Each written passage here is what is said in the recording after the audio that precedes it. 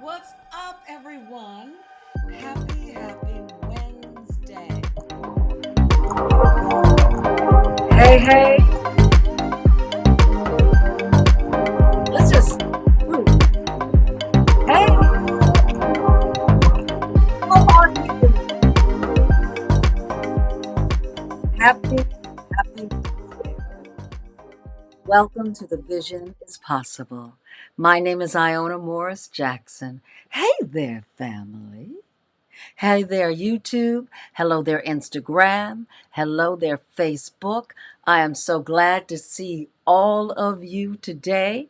Instagram, like I say every week, just in case if you don't know, I can't come over here and wave at you because if I do, then I'm going to be doing this all evening. So know that I'm waving at you from my heart. Hey everyone, how are you doing? I hope you're doing well. My week has been good. I hope yours has too.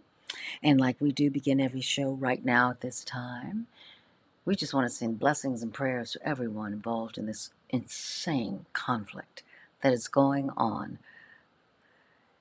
It's frightening to know what is happening in our world right now and what is happening in our country. And I just want to say that we are going to keep hope alive. I get pissed, I get mad, I get sad, but I don't hold on to that because if I do, and if we do, guess what the energy is that we put out into the world? So, what we're going to do is get through all of that. Don't let it last even a day, baby, because you can change that emotion, get through it, and send love and light and blessings and prayers. I chant, I'm a Buddhist, chant. Do whatever you need to do to send out good feelings so that somehow it will reach those who have more control over what's going on in the government than we do. Okay? So I want to start every show, as I've been doing since this war began, to acknowledge that there's some mess going on. But here, during this hour 15 or so, we're going to talk about making our visions possible. And I'm so glad you're here. Well, as you can see, I'm back in Los Angeles. I'll be back in Atlanta in May. Hey there, Moon Crab. Hey there, Francis and Achiever. Hello, family. I'm so glad everyone is here. I've just had I've had a wonderful week. But can we talk about Michael, the biopic? OMG, have you seen it yet? If you haven't, you must see it. And if you've seen it, like I've seen it, I'm going to go and I'm going to see it not too far from where I live, where folks may be a little louder in the theater so that when the songs come on, they may sing, they may actually get up and dance. And I want to have that experience. So I'm going to go and get my big popcorn. Now, let me tell you how I like it. Fill it halfway up in the box, butter and salt in the middle, butter and salt on top. That's the only time I really eat salt is on my popcorn and on my French fries. It is such a beautiful film. I worked on the film. I coached the young man who plays Michael Jackson, Giuliano Crew. He's amazing. Just amazing. And Jafar, who is playing Michael, his uncle, he channeled him. I'm telling you, when you see those concerts, you will think or know Michael was there. Because there are many times when we felt Michael on the set, giving homage and acknowledgement and love to all who are bringing his story alive and his music. So run and go see Michael, you guys. So, tonight, I am blessed to have another special, fabulous guest. And this young woman is quite amazing. And you know how I like to do. I could give you her resume, but why do that? What I'm going to do is show you who she is. Ladies and gentlemen, this is your pilot speaking. Please fasten your seatbelts, because you're in for a ride. Here we go.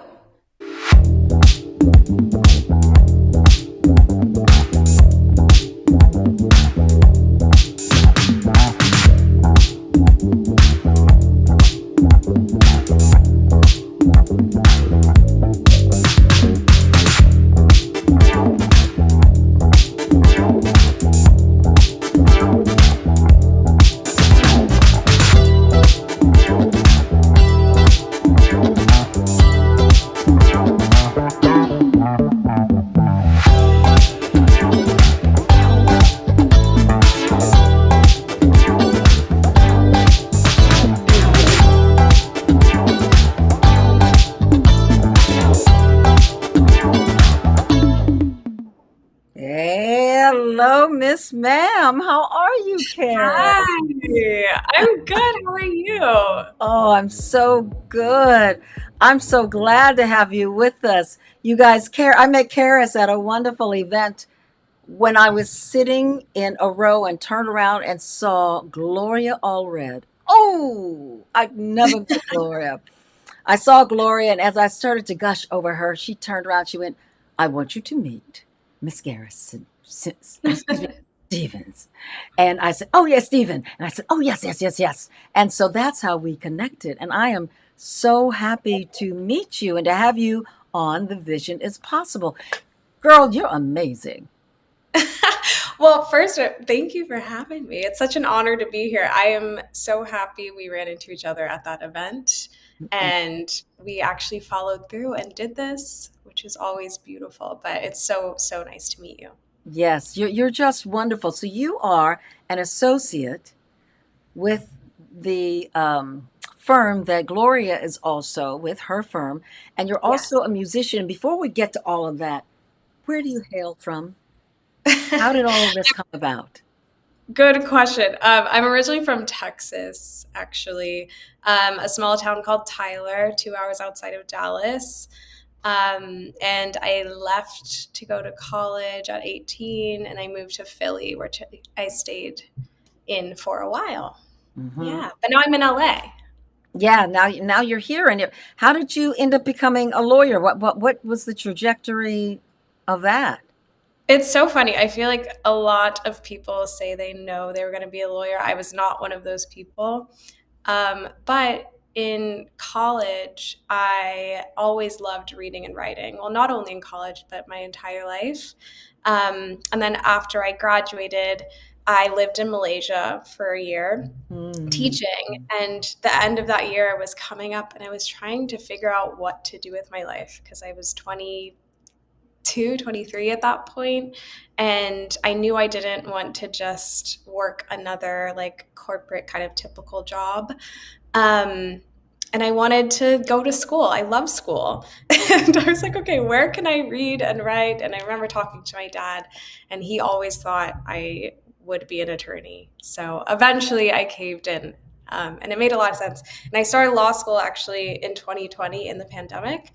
Wow. So it really worked out in terms of timing because I felt like I was working towards something in a time where otherwise I know I would have felt pretty idle. So the school year that I started, it all really worked out. But yeah, now I'm an attorney.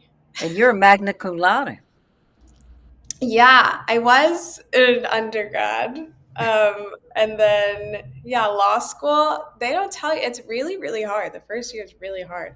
Um, and then I kind of found my footing eventually and started doing more employment work and met Gloria when I was in law school. And then, yeah, she took me under her wing ultimately. So, yeah, that's how I got here. Well, you have some interesting practice areas.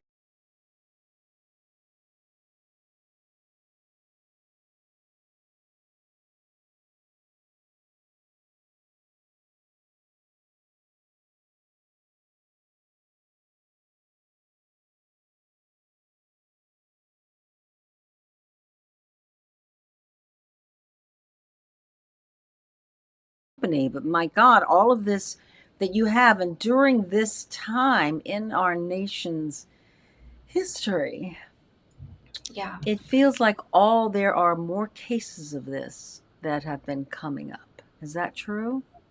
Yeah, absolutely. I mean, discrimination has always been around, obviously. Um, and we're seeing, obviously, in this time of a new administration that frankly doesn't like minorities, right? A lot of the laws that were so protective federally over minorities and the agencies that were um, supposed to protect people of color, women, um, people who are not straight, all of those categories of people, frankly, just non straight, white, heterosexual males, right? That whole system that we had of protection is being dismantled very actively. Mhm. So I found out in law school, well, even prior to law school, right? I grew up in Texas, small town, always the only Black kid around, faced a lot of like insidious kind of discrimination, right? Not the covert kind, but the overt, or the covert kind, not the overt kind, for not just me, but my family. And I knew that civil rights was kind of the work I ultimately wanted to do, whether that was in legal practice or outside of legal practice. Just in day to day, I wanted to stand up and advocate for people.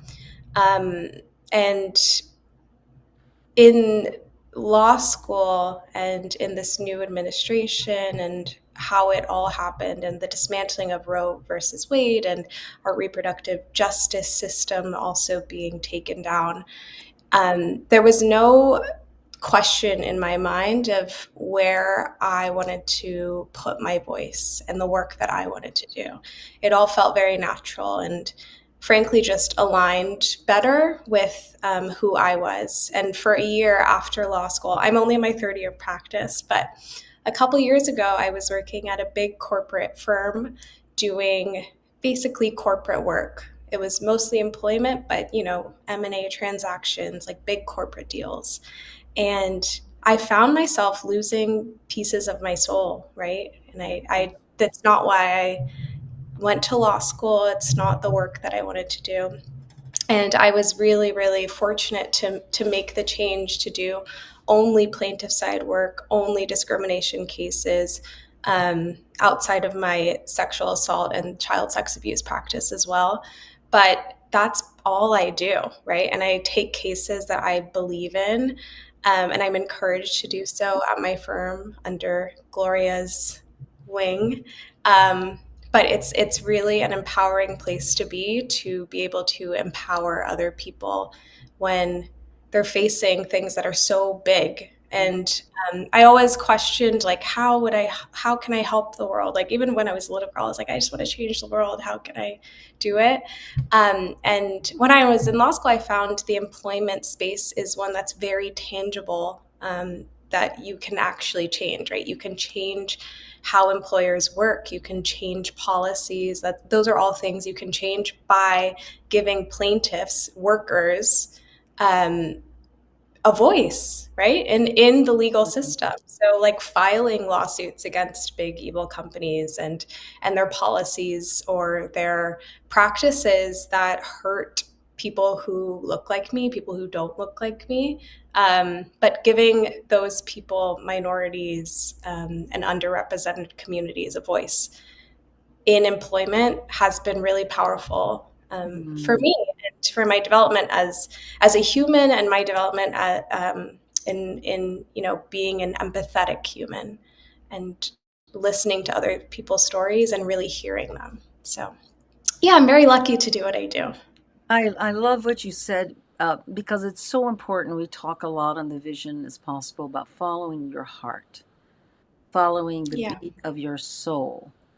And you've done that where a lot of people don't, because they want to stay for the money, they want to stay for whatever other perks they can get for that. And what you have done is admirable, and I'm so excited. This is just your third year to see you one day when someone will turn around and go, "Oh my God, it's Miss Karis," and then you'll go and you'll turn to another young woman who you have seen. I think that's quite admirable, and what you said, which I love, that you knew you always wanted to do something to help others, but you didn't know what that was. And I think that's so important, because so often we get stuck in it has to be this way. This is the way I'm going to do it. And you go down that road, and that road is not, you're not succeeding on that road, and people can get stuck instead of pivoting to find something that really serves the purpose that they feel they have. And it may Yeah. not be down that particular road. You find that too? Yes, yes. When I really understood the word alignment, I feel like my world kind of changed, right?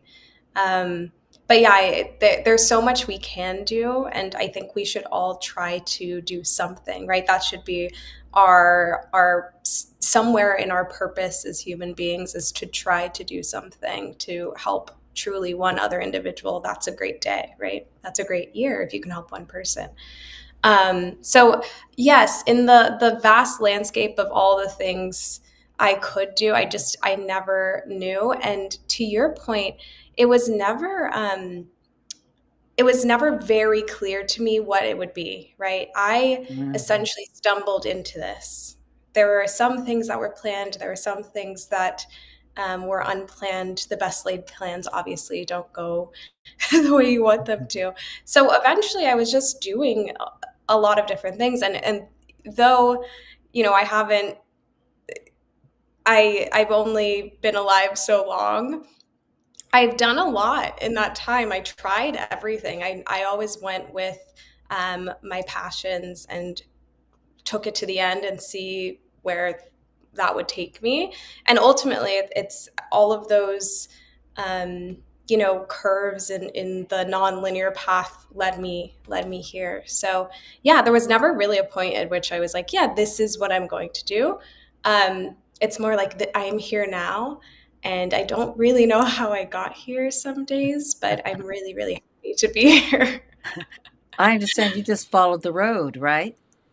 You follow the road, or you meeting Gloria, for example, it wasn't planned. And that changed the trajectory of my not only career, but my life. Like how I met you. Now I'm here. It's just, you just never know. I feel like the universe does provide.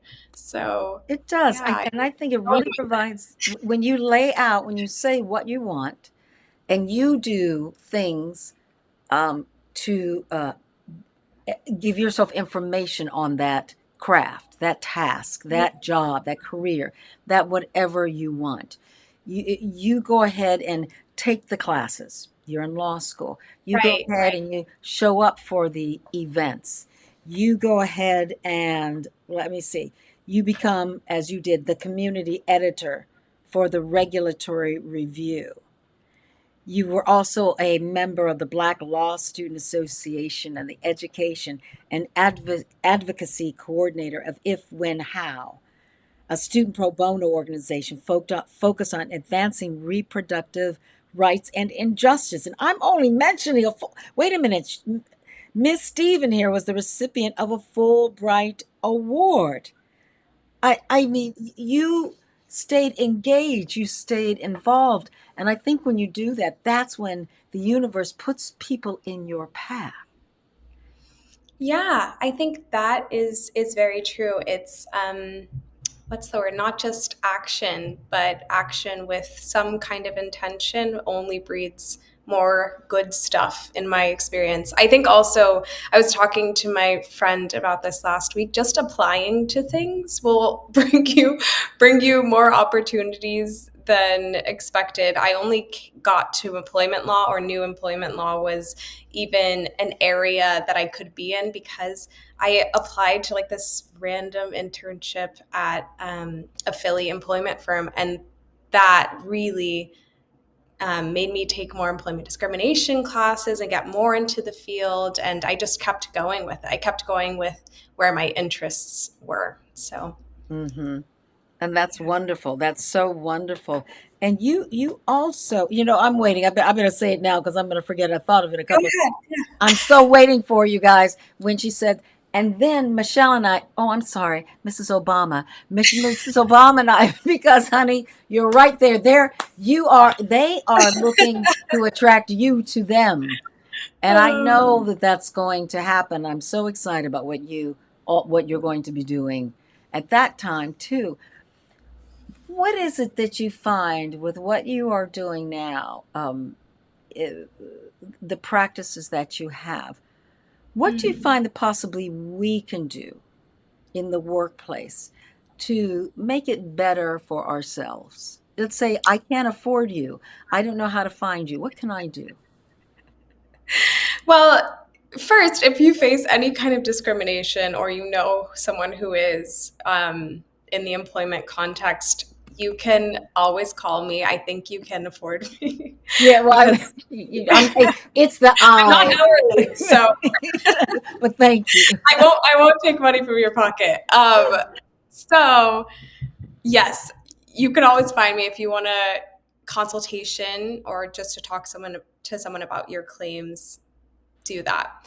My best advice, and I tell my family this, I tell my friends this, I tell prospective clients this, the best thing you can do for yourself as an employee, if you feel that anything is off, right? Any interaction, whatever, the best thing you can do is just to document, keep records, right? Keep records of things that are happening to you. If you receive a nasty email you feel is discriminatory, just keep it on your own, in your files, in your home somewhere. And when it gets to the point where you feel like the conditions under which you're working are no longer bearable, there is no harm in seeking legal help, or at least consulting with a few lawyers to understand your rights. It's really beneficial to maybe do some of that research. If you're in California, the California Civil Rights Department has great resources for workers on understanding your rights and understanding like your next steps if, God forbid, something happens to you in the workplace. But otherwise, I would encourage you to go there. I would encourage you to document, and I would encourage you to reach out to attorneys if you feel like you're at that point. Yeah. But, in terms of generally protecting yourself in the workplace, I don't know if I have the best advice. I think it's just to document and to push back, right? If something happens to you in the workplace that you find to be egregious, report it. I don't think a lot of people know that they're able to report stuff, or not even that they know, but they feel like it's not significant enough to report. It is, that HR is there for a reason, and put them to work. Report anything you feel is off, because everyone deserves to be treated fairly in the workplace, right? That's the whole thesis of everything I do, is just fair treatment, and everyone deserves to be treated the same. I think that's important. I think your advice is very well heeded, because a lot of times people can get very upset and start to mouth off at their boss, or get caught up in anger and an argument. And I think rarely do we think about documenting. And so often you said something where you can often think it's not important. Who's going to care about what I am going through? Right. And I think in doing that, and then what you said about going to attorneys and finding out what your rights are, that's so important. I think if more of us do that, then the companies that are behaving in such an egregious way, and it's really rampant right now. You guys, I was telling Karis before we came on that I just read an article that in London there is an abundance of discriminatory cases now, where people are really feeling discriminated against in their workplace because, oh gosh, let me see. Okay, we all know this is an entertainment show. I was told I have to say that, because white supremacists are out there in great numbers now, and they are feeling emboldened. And Yeah. so there are a lot of things that are going on that is not cool. Yeah. White supremacy is is exactly what you said. It's rampant. I just wrote an article for the Daily Journal, which is a legal publication in California, about a recent EEOC case that's on point to just that. But the EEOC now is more conservative under the Trump administration. And the chair of the EEOC put out a call for white males to report feeling discriminated against in the workplace. And that's verbatim, is if you're a white man and you felt discriminated against, please use the EEOC. We've never seen this before, right? That the EEOC is an administrative agency that was created to protect people who weren't typically protected in the workplace. But anyways, this lawsuit that they filed is against a Coca-Cola subsidiary because that subsidiary hosted a all women's retreat for 2 days. So there was a male employee in the workplace who felt discriminated against because of that. Mind you, the workplace, this particular company, it's 80% male. It might be more. I can't remember if I'm getting that exact percentage right. But it's, mostly men. And there aren't a lot of women, and they were trying to create a safe space for these women to share experiences and to, form some kind of community. And this is a federal filing by the EEOC against this Coca-Cola company for doing a 2-day retreat for women. And it's really, really important for all of us to pay attention to things like this. That was the first lawsuit of its kind based on dismantling diversity, equity, inclusion initiatives. It will not be the last. In fact, there are others down the pipeline. But it is really, really terrifying because it's we've heard this word over and over and over again, but it's unprecedented, right? This reverse discrimination idea and it being encouraged, where, mind you, the EEOC federally is overburdened with cases. There are so many people who need help and who file with them, and their complaints never get investigated. I know the timelines are like a year out before you even get any kind of interview or anything. And it's just really, really a hard watch to see these kinds of cases coming down, but they're going to continue coming down. So that's why I really urge everyone to do whatever it is you can, like raise your voice in whatever way you can, because the world as we know it, this country as we know it, is quite literally falling apart.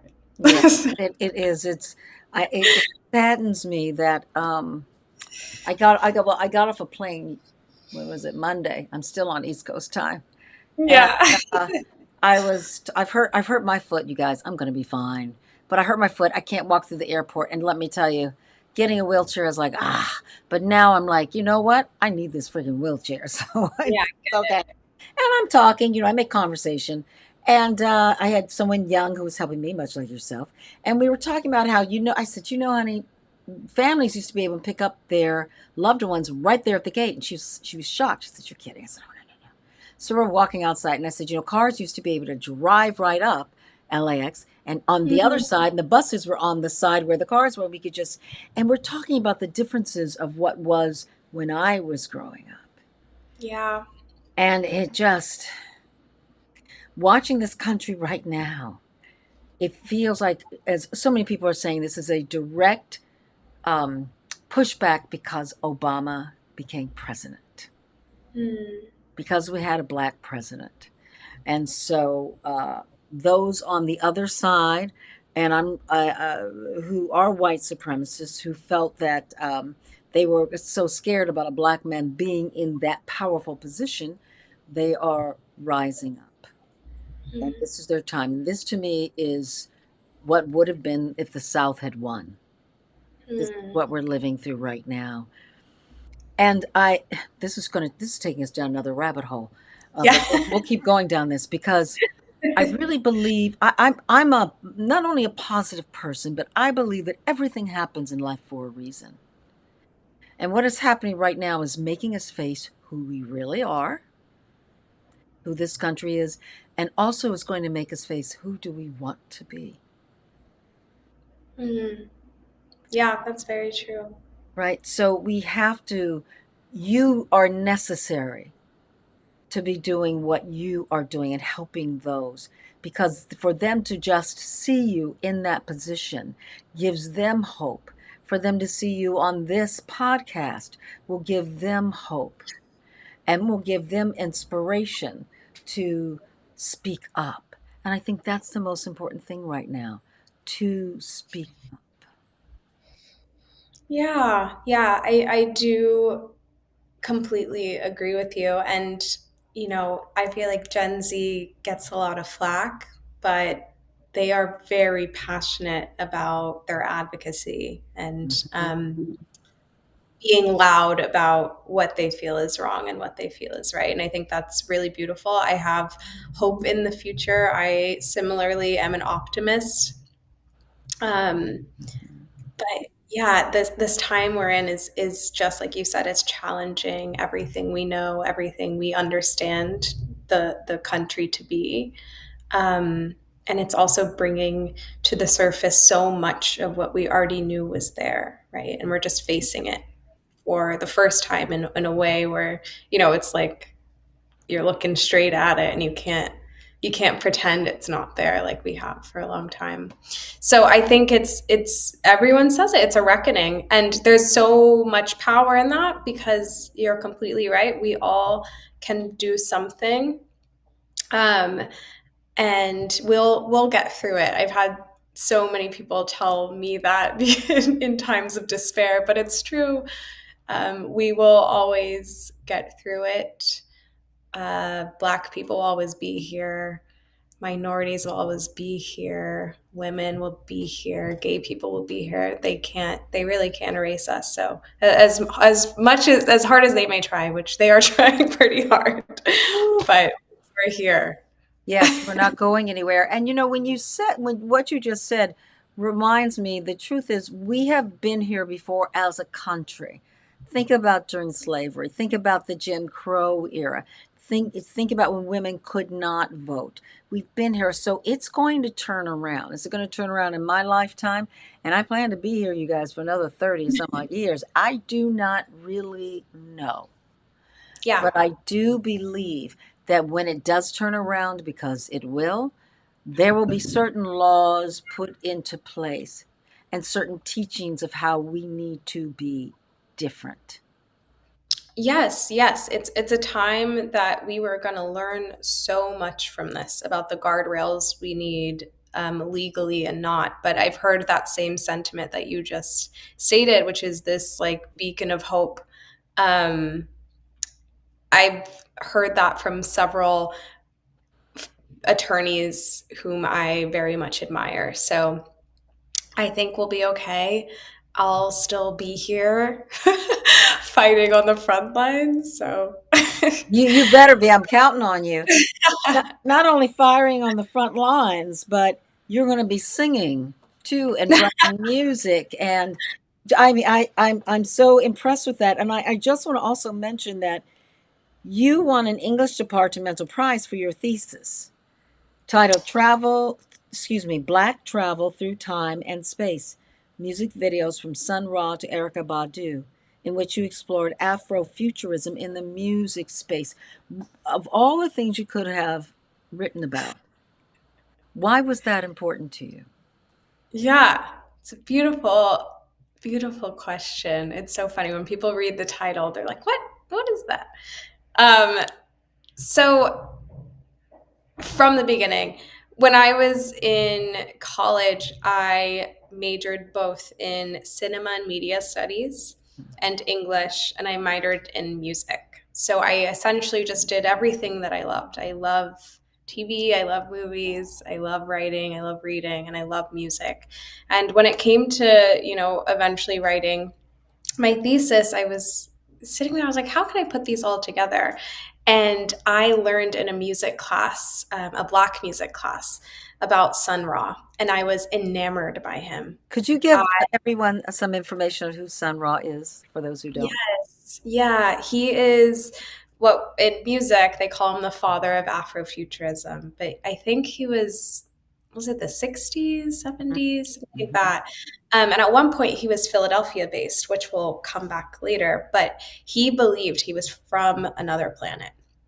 and he was a Black man who had basically formed this community of other Black musicians, and they all lived together, and they wore extravagant, futuristic costumes, and the music they played was jazz, but it was jazz that felt even more nonsensical, right?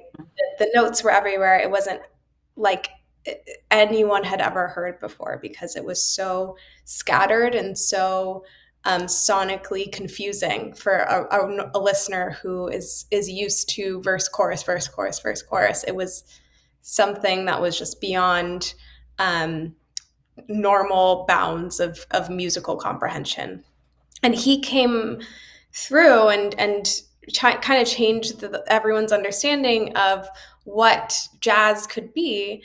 And part of that and his musical practice was he made these incredibly intricate music videos at where there were all elements of the future. So there were, you know, aliens and planets, and he was coming out of a spaceship, and it was just all very confusing and very extravagant, and there was, you know, all very, very beautiful. And the music sonically matched that. So that's why we have this term Afrofuturism. But the deeper theory behind Afrofuturism is this idea of escapism and Black people, because they were so oppressed in this country, wanting to escape. So that's where this idea of the future and the hope of the future became really pertinent. And it's funny because it's so connected to our conversation about keeping hope alive in times of suffering. And that's what he was trying to do. He was trying to build something that felt safe in a world that felt so unsafe for him. And he did that by using the future. So when I learned about him, I was like, what is this? This is so cool. And so I did, you know, a deep dive on one specific music video by him. And then I was looking for a more current example. And I've always loved Erykah Badu. So she also plays with the future. Janelle Monáe plays with the future, like all of these really amazing Black female artists also playing with that. So I thought it would be a cool contrast. But I did an analysis of her music video, which is Next Lifetime for that song. And it was all about, like, you know, she had this guy she liked, but it didn't work out, whatever. And she's like, I'll see you next lifetime. So it's again like the hope of the future, Afrofuturism. So what was really cool, and why I mentioned Philadelphia, which is where I went to school, both for undergrad and for law school, as part of that thesis project, because Sun Ra lived in Philadelphia, there are these archives of him there. And then I got the opportunity, he just spent some time in Chicago too. And I went there and I was like in the archives looking at all the original records and business records and just paper of his life. So I included all of that also into my thesis. So that's kind of where it came from. And then I was also doing like lyrical analysis. So yeah, I just mixed everything I liked all together. I love that. And you know, he's always currently Kwame Washington. I think Oh, I that, know. yeah, yeah. Oh God, I hope I've got his. Where's my iPad? A saxophone player. Oh, He wait, let me is see. just amazing, and I hope I have his first name correct. I Yeah. went to see him maybe 5 or 6 years ago or so. Was I could have even been before then, in downtown Los Angeles, you guys. He is amazing. The amount of people he's got in his band, and just Oh, the whole, incredible. it's a spiritual experience. And I Yeah. also, so he's a current musician in jazz who's just very interesting sound, and just his whole aura and what he walks in with. And I saw Earth, Wind and Fire 5 times, the original Earth, Oh, Wind and Fire. And baby, they incredible. took me always to another place. And that was Yeah. very much what Maurice White and EWF was about. It was about the future, and they were always coming up. They were coming up from the floor, or they were flying in, or they were stepping out of a spaceship. And oh my God, I can think now. I can think of so many acts like that. Yeah. That Yeah. Once you start thinking, you'll start seeing it. But yeah, yes, it's all having to do with like Black deliverance and Black uh, freedom, right? And liberation is really what's at the core of it. And it's so funny how much it comes up because we really, as Black people, and not just Black people, but I'm speaking about Black people because it's Afrofuturism and was kind of founded by Black people. Um, we're always hopeful for the future, right? That whole yes, spirit of they can't break us, and that sentiment. It's funny how it just we will always have that, right? They can't break our spirits. that we will So always have it. And it's so interesting, and it's talking about it because then it takes me to every time you see an alien drawing or an alien in a film, it's this no face white alien with a large head. yeah, And that's yeah. what you think about until I saw Buckaroo Banzai and the Hong Kong Cavaliers. Have you seen that film? No, I Oh, haven't. you've got to see. Oh, you got anybody out there have seen Buckaroo Banzai and the Hong Kong Cavaliers? Let me know. The alien is black with locks, Oh wow, and it was cool. so cool. When I saw that, I was like, "Whoa!" Because we are very we're not only dealing with right now, but we're always looking to the future in our involvement in it and how it's always going to get better, Yeah, and that is so important. All the little sayings that grandma had and other things, they were always, or grandpa, uncle, whoever, they were always wrapped around in about how it's gonna get better, baby. Don't let yeah. one monkey stop no show. Exactly. All sorts of things in that area, and I love that you did this, because it is something as we lose, oh gosh, as history is being stolen, Yeah, literally, book titles are being stolen, appropriated, um, as well as history is being erased. It is something where all of us, it doesn't matter your nationality, you guys. It is so important that you know the history of the country and and of a people. And I would say especially black people because of so much that we have done. History that includes the white male patriarchy is going to be taught in schools. But yeah, that's not all of American history. And black people's history did not start from slavery. It's been going, we have been here since time and memoriam. The Moors, the original Chinese, the original Jews. So much of that thank God for social media. A lot of people are putting out that information of how black people have been instrumental in every single country in the world. Interesting, you chose Malaysia to go yeah. to. Yes. Why did you choose Malaysia? Because there is somebody here, David Peterson, who's a friend of my brother's. They've never met, but they Hmm. have corresponded. And David is living in Malaysia. Oh, really? Oh, well, David, I'd love to talk to you about it. I was only there for a year, but that's when I was on a Fulbright teaching English to high school students. And I picked Malaysia because I was so fascinated by, I mean, going back to race and ethnicity, by the multiple ethnicities that exist within Malaysia as compared to the other places Huh. in Asia and Southeast Asia.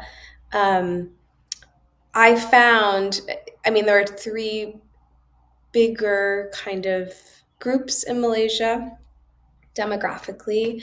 There are the Malaysians, there are the Chinese Malaysians, and there are Malaysians of Indian descent, South Asian descent. So those three groups come together to form this really rich culture, right? It's so beautiful. There's the food is so varied, and I actually, when I lived there, I lived in a state called Kedah, and there are just rice paddy fields everywhere. So I worked near one, I lived by one. Very, very beautiful landscape wise. But I saw those tensions even as a teacher in a high school. He said, please come back to Malaysia. I will. I do want to come back. But, it was really interesting to be there because there's this whole theme of colorism that is spread throughout Asia, the US, pretty much everywhere in the world. But in Malaysia, it's kind of magnified because you have these three groups. So the color of your skin becomes extremely, extremely important to people who are from there. And that was my experience. I remember meeting my mentor in Malaysia for the first time, and she made a comment about the color of my skin and looked at someone who was darker than me and made a more derogatory comment about her skin. But to me, she said, you're not too dark, so that's good. And that kind of theme was throughout. And the students who were lighter treated the students who were of darker complexions worse. And we see this everywhere. Mm-hmm. And Malaysia is a very specific example, but it's everywhere in the world. Everywhere. It's pervasive. So it coming back to the US, I think that also informed why I wanted to go into law and how equity is so important to me.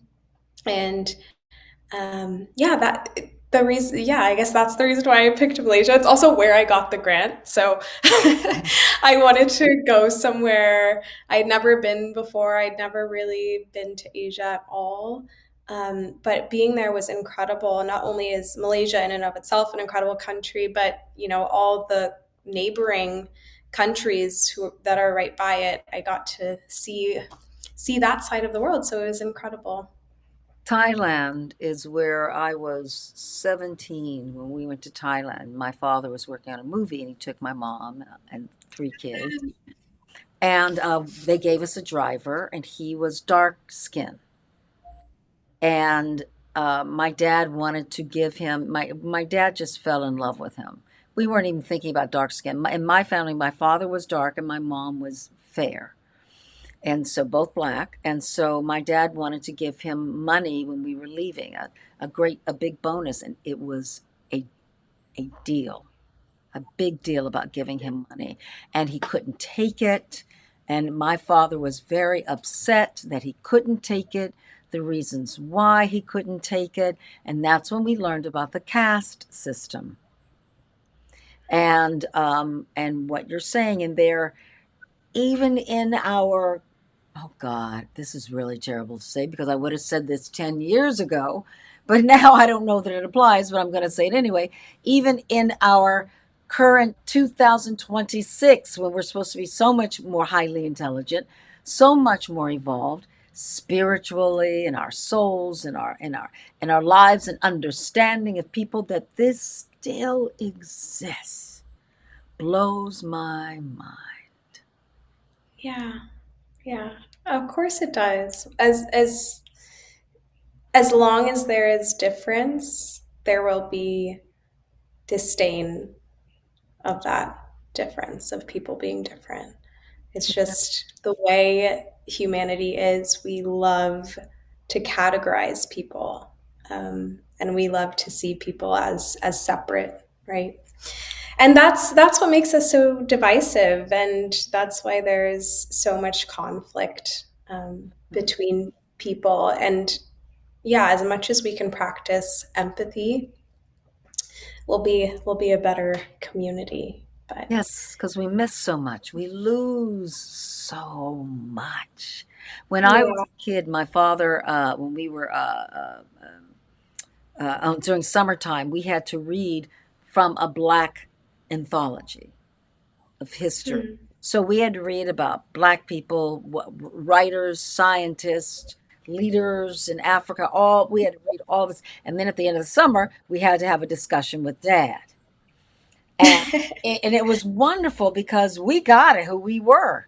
We knew we evolved way we were evolved people. We knew that we were smart. We knew that we could do whatever we wanted. Skin color had nothing to do with it.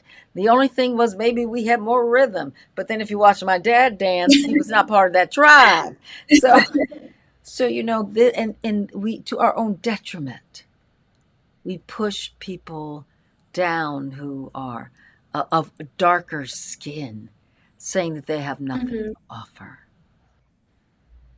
Yeah, yeah, it's disgusting. That's the only word for it.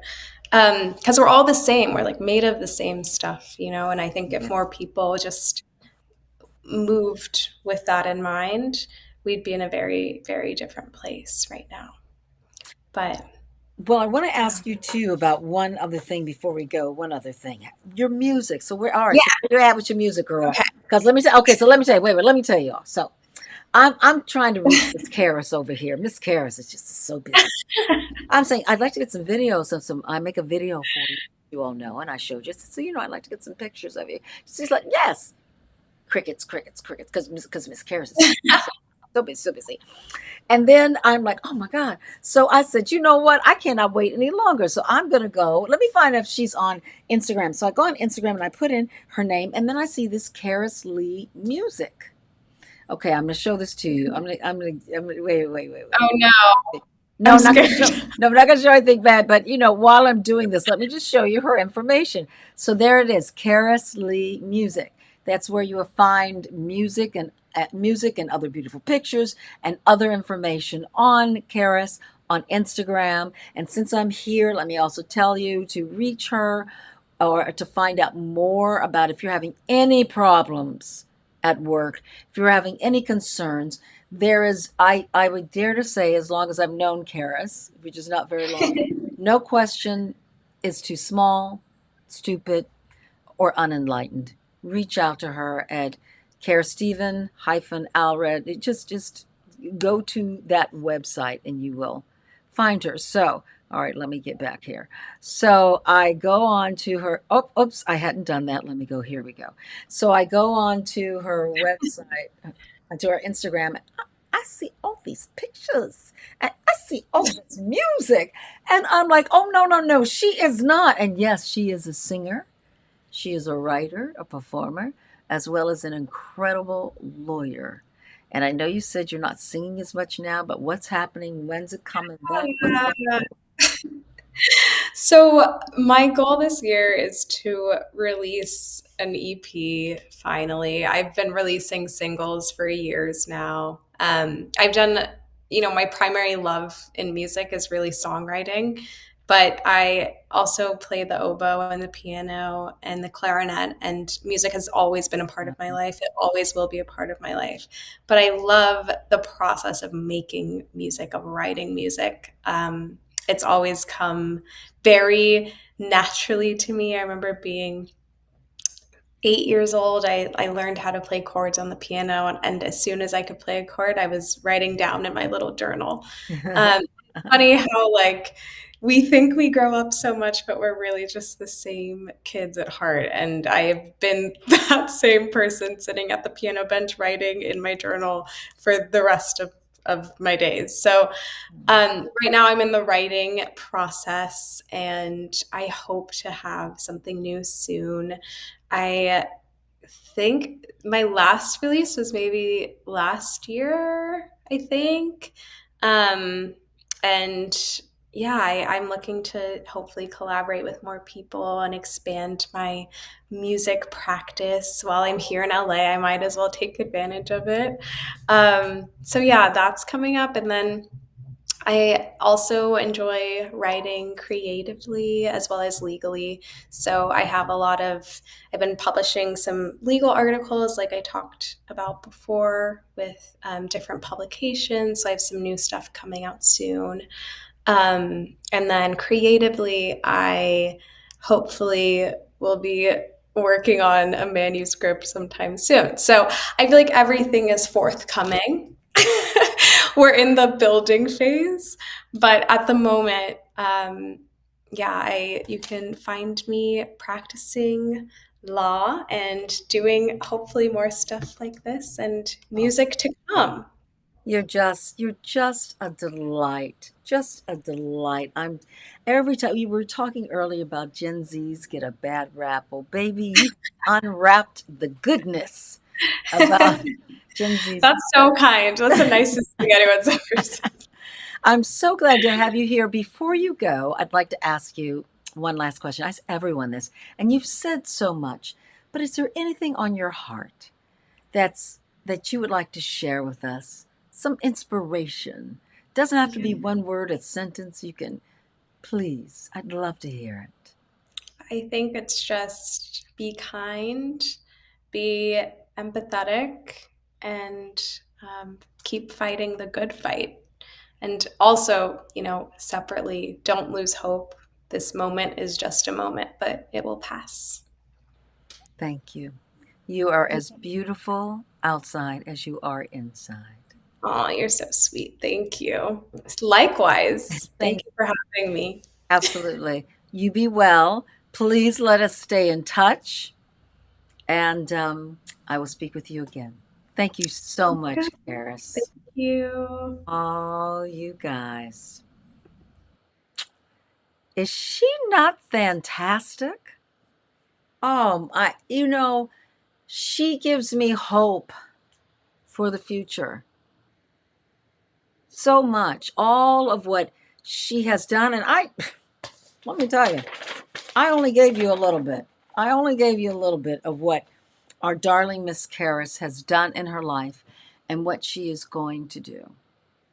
It's so important to have youth in our sphere. It gives us hope, and also we got to give them hope. We got to let them know that this period we're going through, it may seem shocking because we all thought we were past it. Well, I'll say that for me personally. But you know what? We've been here before, and we are going to get past this. And we need to pass on our knowledge, our wisdom, what we know about this world, the good, bad, the ugly, but a whole bunch of the good. We need to pass that on and share it with each other so that those who come behind us, as Miss Karis is, they can be fortified to know that, yes, just like she said, don't give up the fight, and to know that the fight is worth it because you can win. Love does conquer, baby. Know that that is the truth. And when I say that, then there's a part of me that in my head I can start to rebel against and go, well, if love is all that powerful, then why the hell are we going through what we're going through now? But what just came to me is this is the journey of being human. This is our journey. See, we haven't gotten it right yet. We haven't found the formula to be loving to others, to be respectful of all, to be accepting of those who do not look like us. That's all it comes down to, baby. Talk about money and other shit all you want, but that's what it comes down to. The moment we accept everyone and ourselves is the moment we can get past all this bullshit. That's the moment. That's where it begins No one is better than anybody else. Sure, somebody may be smarter because they may be more well bred, or maybe their brain is just works that way, but I may cook better.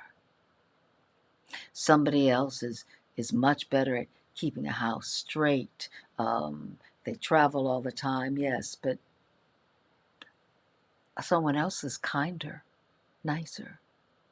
What I'm saying by all this is you can't be everything to everybody, and you can't be perfect because perfection does not exist. Honey, that is a word in the dictionary that we all love to use, but it doesn't exist. Know your value. Know others' value. Accept them for who they are. And this world will be a much better place. So, as you can see, she has excited me and has keeping me high on the hog in my positive, optimistic space. So, y'all,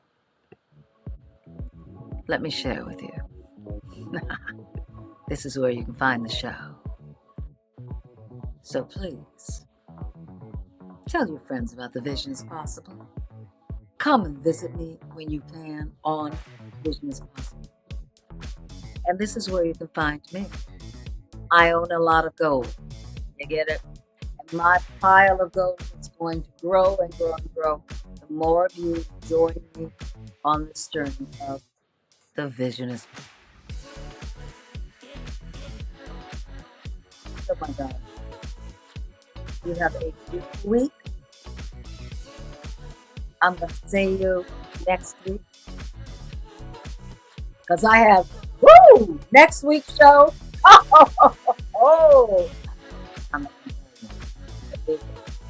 all right, you guys. Remember, the vision is possible. YouTube, Instagram, Facebook. I love you, Magic. I'll be talking to you. Time in between now and then.